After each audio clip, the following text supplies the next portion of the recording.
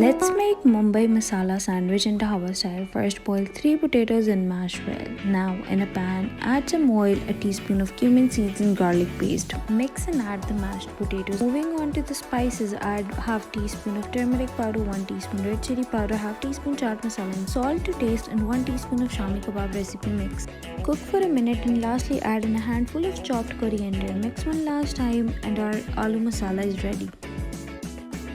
Moving on to the assembling, you need 2 bread slices, spread some green chutney, put onions, aloo masala, followed by a special sauce made with National Mayonnaise, chili garlic sauce and vinegar. Mix until fully combined. Now spread this onto the aloo masala and put some capsicum and lastly sprinkle some chaat masala. In a grill pan, add some butter and toast from both sides. Cut the sandwich into half and put some nimbu and it's good to go. Enjoy!